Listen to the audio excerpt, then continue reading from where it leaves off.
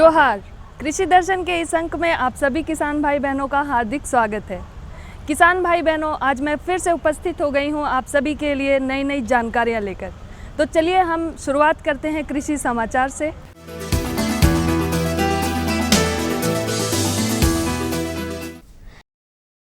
नमस्कार, कृषि समाचार में आपका स्वागत है। मैं हूं अनुश्री। आइए देखते हैं आज कृषि समाचार में क्या है खास। राज्य के सभी गांवों में 15 जून तक 1 लाख डोबा का निर्माण करने की बनाई गई है योजना। बरसात के दिनों में मवेशियों को रहता है कृमि होने का खतरा। हिल पर बीज बुआई के लिए बेहतर है नवीन डिबलर।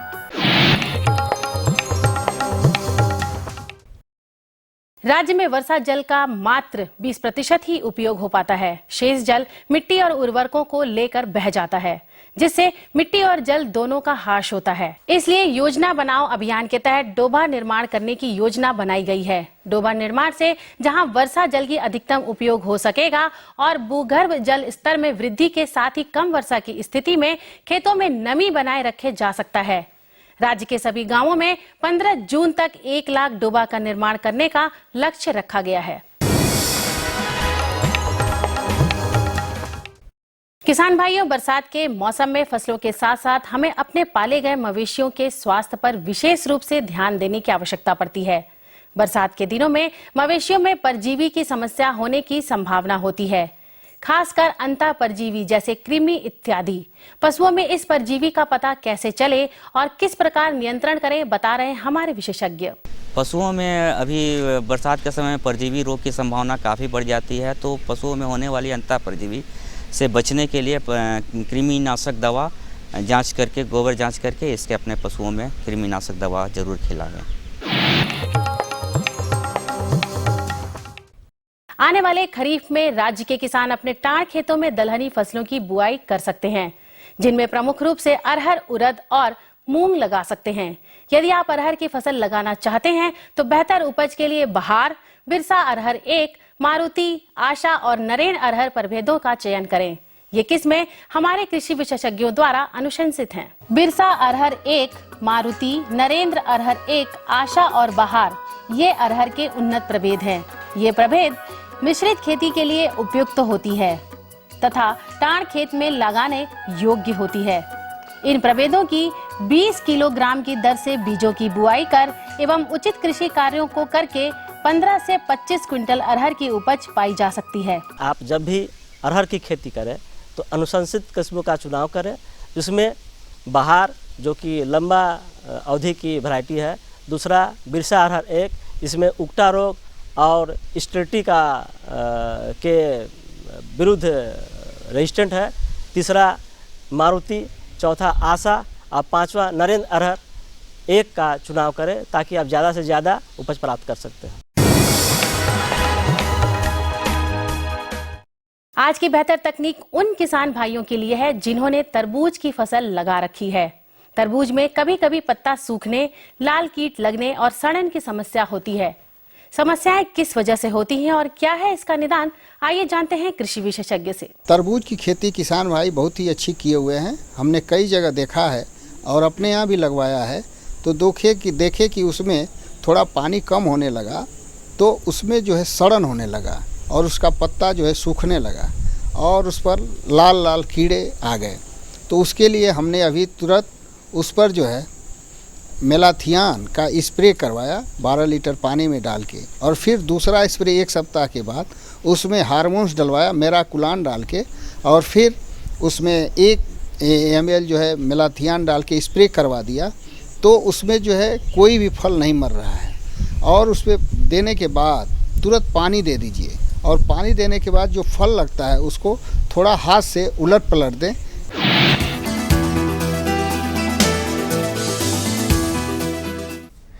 हिल पर बीजों की बुआई करनी हो तो कृषक नवीन डिबलर नामक कृषि उपकरण का इस्तेमाल कर सकते हैं। यह उपकरण बहुत ही कम समय में और बहुत कम मेहनत में बुआई कार्य करने में सक्षम है। इस उपकरण का नाम है नवीन डिबलर। यह उपकरण हिल पर बीजों की बुआई कार्य को आसान बनाता है।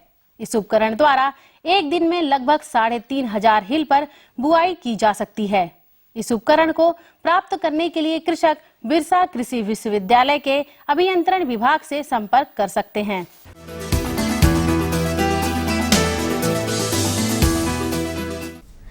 कृषि समाचार में आइए अब मिलते हैं सफल किसान से और जानते हैं उनके बेहतर कृषि जीवन के बारे में। गाय पालते हैं, बैल पालते हैं, मुर्गी पालन करते हैं, मछली पालन करते हैं। कृषि विज्ञान केंद्र से ट्रेनिंग मिला।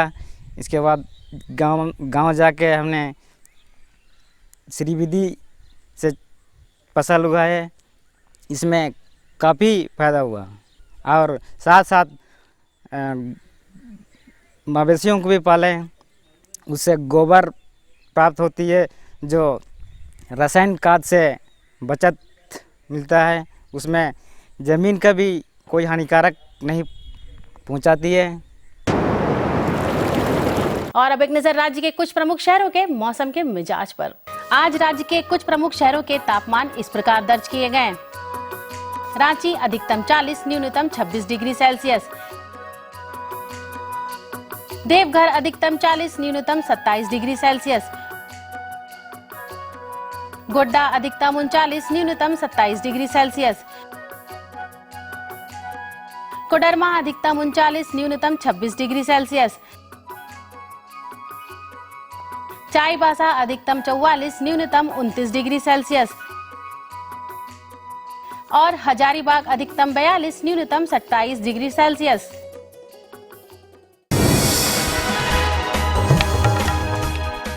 और अब मंडी भाव में आइए नजर डालते हैं अनाजों के भाव पर। आज राज्य की मंडियों में अनाज अपने पूर्व के मूल्यों पर कायम है। दलहनी अनाजों में आंशिक नरमी का रुख है। उधर सब्जी मंडियों में प्याज में नरमी है और हरी सब्जियां स्थिर बनी हुई हैं। परंतु बाजारविदों का मानना है कि आने वाले समय में सब्जियों के दाम बढ़ेंगे। आज भी के कुछ प्रमुख अनाजों के भावों पे नजर डालें तो वे इस प्रकार रही। चावल मोटा न्यूनतम 1600, अधिकतम 2000 रुपए। चावल मध्यम 2250, अधिकतम 2600 रुपए। गेहूं न्यूनतम 1700, अधिकतम 1850 रुपए। दाल अरहर न्यूनतम 12000, अधिकतम 13400 रुपए। दाल मसूर न्यूनतम 6800, अधिकतम 7200 रुपए। दाल चना न्यूनतम 5800, अधिकतम 6600 रुपए। चीनी न्यूनतम 4000, अधिकतम 4200 रुपए। आलू न्यूनतम 1150, अधिकतम 1450 रुपए और प्याज न्यूनतम 900, अधिकतम 1500 रुपए।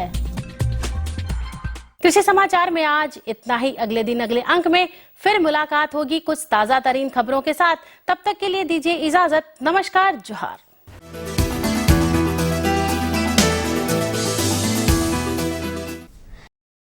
तो कृषि समाचार के अंतर्गत आपने देखा मंडी भाव, जाना मौसम का हाल और कृषि की नई नई तकनीक और उपकरणों की भी जानकारियां ली। तो चलिए हम जानकारियों का सिलसिला आगे बढ़ाएंगे, लेकिन उससे पहले लेंगे हम छोटा सा विराम। तब तक आप देखिए ये संदेश।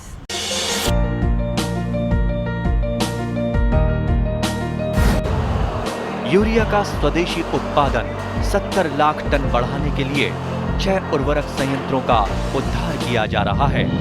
FCIL के गोरखपुर, सिंदरी, तलचर और रामागुंडम संयंत्र, HFCL की बरौनी इकाई और BVFCL की नामरू फोर्थ। सोने पर सुहागा ये है कि देश में अब बनेगा सिर्फ नीम लेपित यूरिया, क्योंकि इससे होगा किसानों का फायदा ही फायदा। अनाज का उत्पादन 10% तक बढ़ेगा। बढ़ेगी 10 से 15% नाइट्रोजन क्षमता।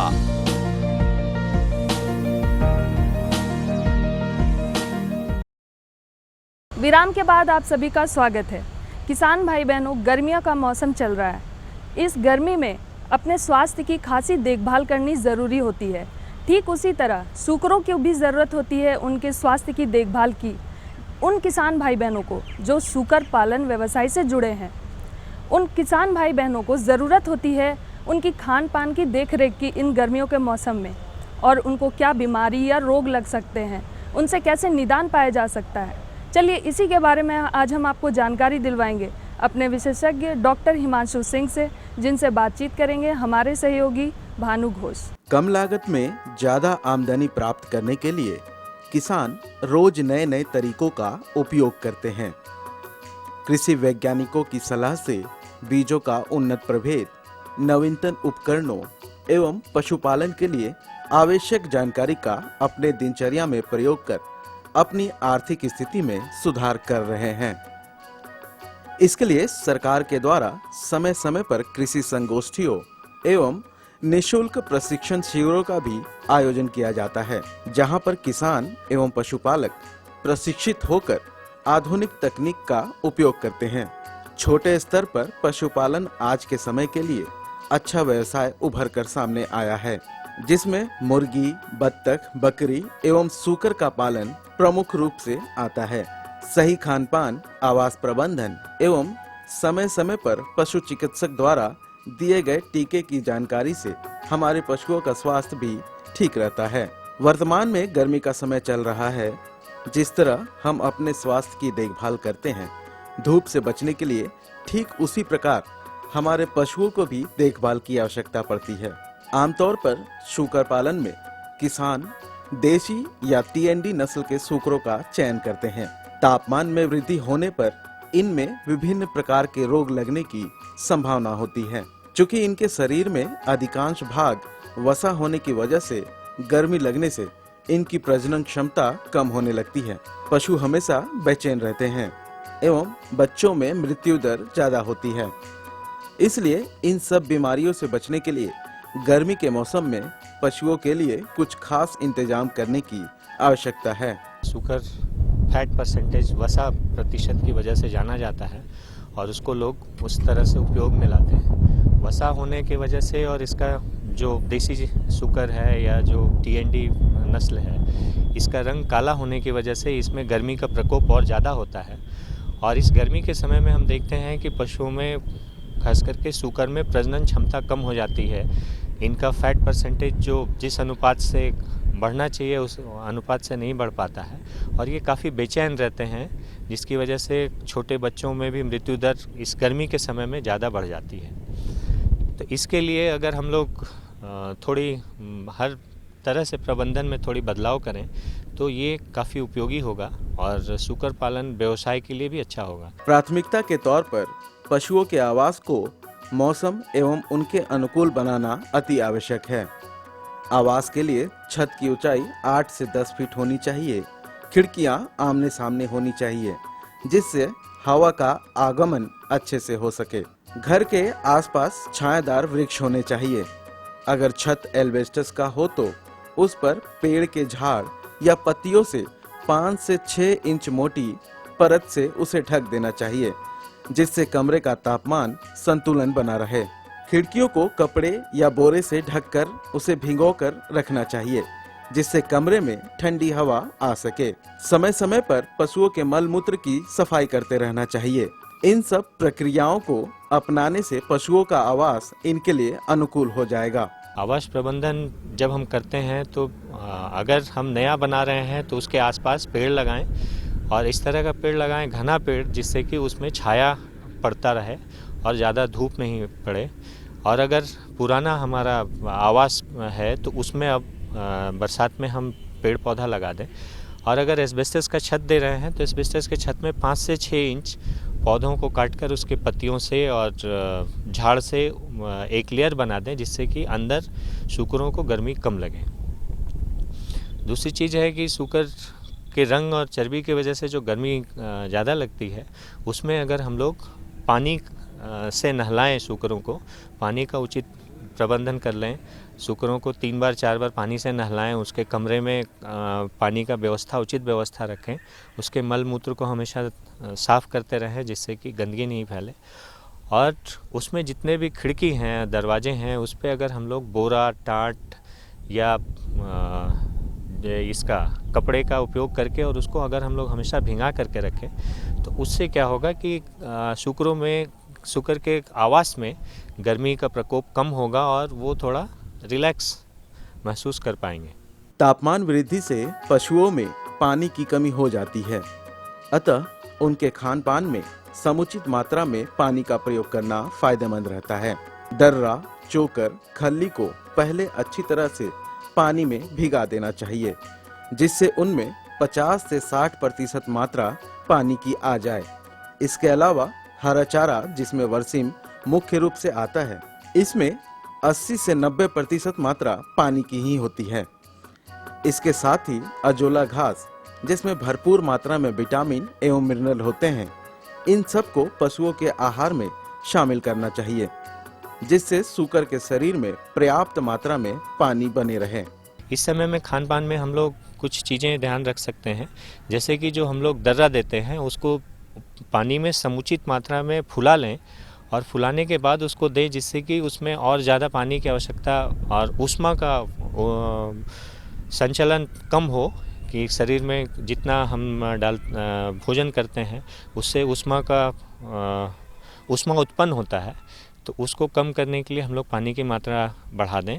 दूसरी चीज़ है कि हम लोग जो भोजन देते हैं, कॉन्सेंट्रेट राशन देते हैं, दर्रा, चोकर, खली, तो उसकी जगह पे हम लोग 50% से 60% ऐसे चारा से उसको ये करें, परिवर्तित करें। 50% हम लोग कॉन्सेंट्रेट दें और 50% अगर हम लोग हरा चारा ऐसा दें जिसमें पानी का प्रतिशत ज़्यादा हो, 80 से 90% हो।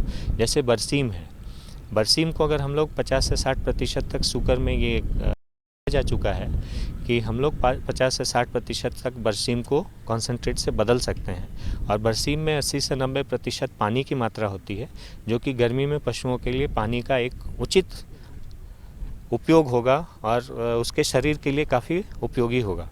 दूसरी चीज़ है कि हम लोग अब देख रहे हैं गर्मी के समय में अगर जंगल आसपास में है या मिल जाए, तो जैसे जनवरी फरवरी में बैर मिलता है, फल मिलता है, जंगली फूल मिलता है, पपीता मिलता है, ये सब अगर जंगली फल फूल मिल जाए तो उससे अगर हम लोग इसको 50% तक भोजन को चेंज कर दें तो उससे भी सूकरों में पानी की समुचित पर्याप्त मात्रा में सूकरों को पानी मिलेगा।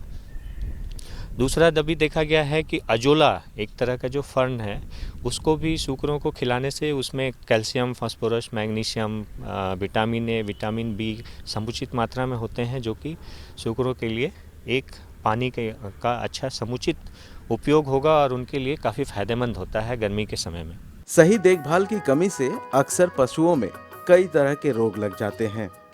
अतः पशुपालकों को सलाह दी जाती है कि कोई भी बीमारी के लक्षण दिखते ही तुरंत पशु चिकित्सक से सलाह लेना चाहिए। इन्हीं सब तकनीकों का प्रयोग कर हम गर्मी के मौसम में सूकर पालन कर अपनी आमदनी बढ़ाने में सक्षम हो पाएंगे। सूकरों में जहाँ तक दस्त होने की बात है, तो गर्मी में लू लगने की वजह से दस्त होता है इंसान में, पशुओं में भी। तो उसमें वही जो हम बतलाए कि वैसे फसलों को उपयोग में लाना चाहिए जिसमें पानी की मात्रा ज़्यादा हो, और उसके लक्षण के हिसाब से पशु चिकित्सक से सलाह लेकर के उसका उपचार करवाना चाहिए। तो गर्मियों के मौसम में सूकर पालन प्रबंधन किस तरह की जाए, ये तो हमारे विशेषज्ञ ने बता दी। तो चलिए, हमारा समय हो चला है एक छोटे से विराम का। तब तक आप देखिए ये संदेश। ये लो और बताओ। बस। अरे ये क्या भैया जी, बस इतनी सी रासायनिक खाद? किसानी छोड़ रहे हो क्या? किसानी नहीं, नादानी छोड़ रहे हैं। मिट्टी की जांच कराई है। अब तो लाला जी जितनी जरूरत है उतने ही उर्वरक खेत में डालेंगे। हाँ, किसान भाई आज ही अपने जिले की नजदीकी भूमि परीक्षण प्रयोगशाला में मिट्टी की जांच जरूर करवाएं और मिट्टी में पोषक तत्व, नमी व पौधे के विकास को देखते हुए केवल जरूरत के अनुसार ही पोषक तत्व डालें। और हाँ, मिट्टी में गंधक, जस्ता, बोरोन जैसे सूक्ष्म पोषक तत्वों का पता लगाना भी न भूलें। उर्वरक और जैविक खाद के सही उपयोग से भूमि का उपजाऊपन बनाए रखें, उत्पादकता बढ़ाएं, खर्चा घटाएं और बहुमूल्य विदेशी मुद्रा बचाने में भी सहयोग दें। और हाँ, धीमी गति से नाइट्रोजन उपलब्ध कराने वाले उर्वरकों जैसे नीम लेपित यूरिया को प्राथमिकता दें और यूरिया का पत्तों पर छिड़काव करें। अरे वाह, तू तो सचमुच समझदार हो गया रे। अधिक जानकारी के लिए संपर्क करें जिला कृषि अधिकारी या किसान कॉल सेंटर। विराम के बाद आप सभी का एक बार फिर से स्वागत है। किसान भाई बहनों, कृषि सीधे तौर पर जुड़ी होती है मिट्टी से और किसानों की उन्नति निर्भर करती है मिट्टी पर। इसलिए मिट्टी स्वस्थ तो किसान स्वस्थ।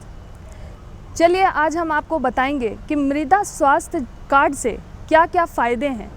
इसके बारे में आपको जानकारी देंगे हमारे विशेषज्ञ डॉक्टर शशि भूषण कुमार, और उससे बातचीत करेंगे हमारे सहयोगी संजय कुमार सिंह। किसान भाइयों नमस्कार। आज हमारे साथ हैं डॉक्टर शशि भूषण कुमार जी। ये हमें जानकारी देंगे कि मृदा स्वास्थ्य कार्ड क्या है और इसका महत्व के बारे में। आइए सबसे पहले इनका स्वागत करते हैं। डॉक्टर साहब, आपका हमारे कार्यक्रम में बहुत बहुत स्वागत है। नमस्कार किसान भाइयों। डॉक्टर साहब, जैसा कि हमने आज विषय चुना है कि मृदा स्वास्थ्य कार्ड एवं उसका महत्व, तो मृदा स्वास्थ्य कार्ड है क्या, इसके बारे में बताएं। मृदा स्वास्थ्य कार्ड आजकल बहुत ही ज़्यादा प्रचलन में आ रहा है। हमारे किसान भाई अपने खेतों के मृदा का जांच कराते हैं प्रयोगशाला में, और उस जांच के बाद उनके मिट्टी में किन किन आवश्यक तत्व जो पौधे को चाहिए उसका जिक्र होता है। जैसे हमारे किसान भाई यूरिया अपने खेत में डालते हैं तो यूरिया नाइट्रोजन को पूरा करता है। तो इस तरह से 16 आवश्यक तत्व होते हैं जो पौधे को ज़रूरी होता है उनके बढ़वार के लिए, फसल के लिए। तो इन 16 आवश्यक तत्व जो होते हैं, इसके अलावे मिट्टी का क्षारीयता क्या है, यानी पीएच क्या है, और कार्बन कितना है। ऑर्गेनिक कार्बन का बड़ा ही महत्व होता है हमारे फसल के उत्पादन में।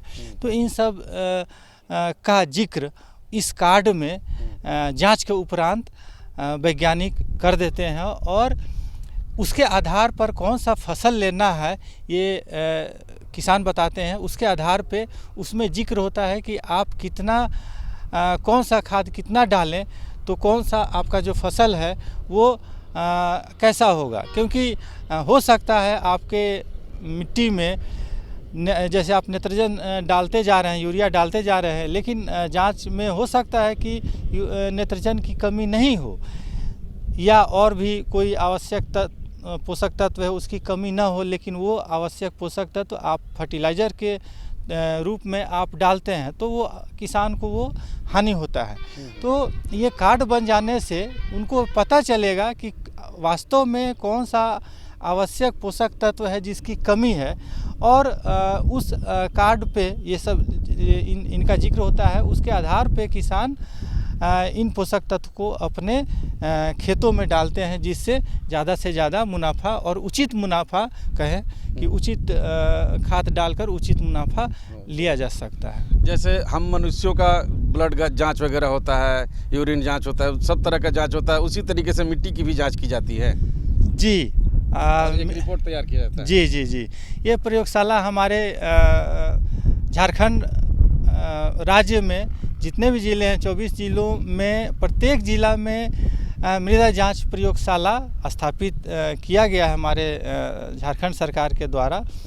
और प्रत्येक ज़िला में आप देखेंगे जिला कृषि पदाधिकारी होते हैं, उसके बाद प्रखंड ब्लॉक में भी ब्लॉक स्तर के एग्रीकल्चर पदाधिकारी होते हैं। तो वहाँ पे आप अपने मिट्टी को आप देंगे, किसान भाइयों के लिए मैं बता रहा हूँ, अपने खेतों के मिट्टी को वहाँ तक पहुँचा दें, और पहुँचाने के बाद उस प्रयोगशाला में इसका जांच होता है। जांच बहुत ही कॉम्प्लिकेटेड चूँकि स्टेज होता है, इसमें बहुत सारा बड़े बड़े मशीन का उपयोग किया जाता है, और जांच के उपरांत रिपोर्ट तैयार किया जाता है और उस रिपोर्ट को किसानों तक पहुंचाया जाता है। एक बात मैं और बता देना चाहता हूं कि ये जो मिट्टी का जांच जो भी किसान मिट्टी का जांच करवाते हैं, ये एक बार जांच करा लेने से वो परमानेंट नहीं हो जाता है, क्योंकि मिट्टी का जो पोषक तत्व है ये 3-4 साल के अंतराल पे बदलता रहता है। कौन सा फसल ले रहे हैं, उस मिट्टी की अवस्था क्या है, या ऊपरी भूमि है, मध्यम भूमि है, निचली भूमि है। तो जैसे निचली भूमि है उसकी अवस्था बहुत जल्दी बदल जाती है, क्योंकि निचली भूमि में मिट्टी का जमाव, पानी का जमाव ज़्यादा होता है, तो उसमें पोषक तत्व का बदलाव बहुत जल्दी होता है। तो ऐसी मिट्टी का जांच जो है 3 साल या 4 साल के अंतराल पर ज़रूर करवावें। इससे पता चलता है कि आपके मिट्टी में उस समय किन पोषक तत्वों की कमी है। और हमारे झारखंड प्रदेश में हम लोग भी कुछ मिट्टी का जांच करते हैं, तो मोटे तौर पे मैं बता दूं कि यहाँ पे नाइट्रोजन की तो कमी है ही, फास्फोरस और पोटासियम के अलावे हम लोग बोरन का भी कमी पाए हैं, जिंक का कमी देखा गया है। और बोरन की कमी से ये तो अति सूक्ष्म पोषक तत्व सूक्ष्म पोषक तत्व आता है, और इनके कमी से कुछ रोग भी पैदा होते हैं कुछ फसलों में। तो हम किसान भाइयों को ये भी ज़रूर बोलेंगे कि आपके मिट्टी में सिर्फ नाइट्रोजन की ही कमी नहीं है, बल्कि माइक्रो न्यूट्रिएंट यानी कि सूक्ष्म पोषक तत्व की भी कमी देखी जा रही है। हम लोग तो मोटे तौर पे सारे मिट्टी का जांच करना पॉसिबल नहीं है, लेकिन मोटा मोटी जो हम लोग जांच के उसमें ये देखा गया है, बोरन की कमी से आप देखे होइएगा टमाटर फट जाता है, या लीची का समय अभी आ रहा, लीची में क्रैकिंग हो जाता है, या जो भी फल जो फूल गोभी वगैरह अजब ढंग का हाँ फूल गोभी में भी होता है, काला रंग हो जाता है अंदर में। तो ये सब माइक्रो न्यूट्रिएंट के कमी से होता है। वैसे बोरन हम लोग माइक्रो न्यूट्रिएंट में नहीं इसको कैटेगराइज करते हैं, ये सेकेंडरी न्यूट्रिएंट में हम लोग बोलते हैं, लेकिन इसकी आवश्यकता कम पड़ती है। हम लोग इसका स्प्रे कर देते हैं, स्प्रे करने से भी इसकी जो कमी है उसका भरपाई किया जा सकता है। जैसे फलदार जो भी फलदार रसदार रस वाला जो भी फ्रूट होता है, फल होता है, उसमें क्रैकिंग जो होता है ये बोरन की कमी से हो जाता है। तो बोरन पे हम लोग कहेंगे हम किसान भाइयों को कि बोरन का भी स्प्रे करें।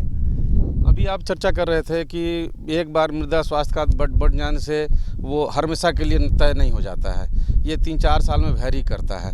तो क्या 3-4 मतलब प्रत्येक 3 साल में या 2 साल में हमारे किसान भाई मृदा स्वास्थ्य कार्ड हमेशा रिन्यूअल कराते रहें या जांच कराते रहें, बनाते रहें?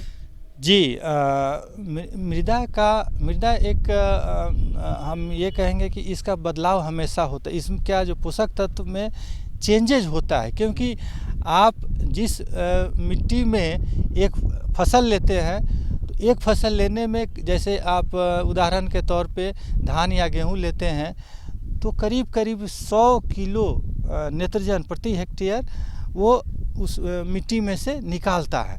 तो हमेशा जैसे एटीएम होता है, एटीएम में से पैसा हमेशा निकालते रहिएगा तो एक न एक दिन उसमें पैसा ख़त्म हो जाएगा। वही हाल आपके मिट्टी का भी है, हमेशा आप फसल लेते रहिएगा, उसमें डालिएगा नहीं, या बैलेंस रूप से उसमें फर्टिलाइज़र नहीं डाल रहे हैं, तो एक न एक दिन उसमें कमी आएगी। इसीलिए हम किसान भाइयों को बोलते हैं, सलाह देते हैं कि 3 से 4 साल पे इसका जांच ज़रूर करा लें, और हो सकता है कोई पार्टिकुलर एक ही फसल जो किसान लेते हैं, तो उस फसल का जो पोषक तत्व लेने की क्षमता है, कोई पार्टिकुलर एक पोषक तत्व हो सकता है उसमें वो फसल ज़्यादा लेता हो, तो उस पोषक तत्व की कमी उसमें बढ़ती जाएगी। तो इसीलिए 4-5 साल पे एक बार मिट्टी का जांच ज़रूर करवा लें, ताकि पता चले कि उस समय किस पोषक तत्व की कमी ज़्यादा होती जा रही है। और इस अवस्था में हम तो किसान भाइयों को सलाह देते हैं कि कार्बनिक जो या ऑर्गेनिक फर्टिलाइज़र होते हैं, वर्मी कंपोस्ट होते हैं, इसका उपयोग करें। इनसे सारे पोषक तत्व का उपलब्ध हो जाता है। तो देखा किसान भाइयों, डॉक्टर साहब ने कितनी अच्छी जानकारी दी मृदा स्वास्थ्य कार्ड के बारे में और इसके महत्व के बारे में, साथ ही आपने जाना। डॉक्टर साहब, आप हमारे कार्यक्रम में आए, इसके लिए आपको बहुत बहुत धन्यवाद। धन्यवाद किसान भाइयों और जोहार। तो आज के लिए बस इतना ही। आशा करते हैं कि आप आज की जानकारी से अवश्य ही लाभ उठाएंगे। तो जाने से पहले हमारा पता लिख लीजिए। हमारा पता है कार्यक्रम कृषि दर्शन कृषि प्रकोष्ठ द्वारा केंद्र निदेशक दूरदर्शन केंद्र रातू रोड रांची, और पिन संख्या है 834001। इसी के साथ आप हमें दीजिए इजाज़त। जोहार।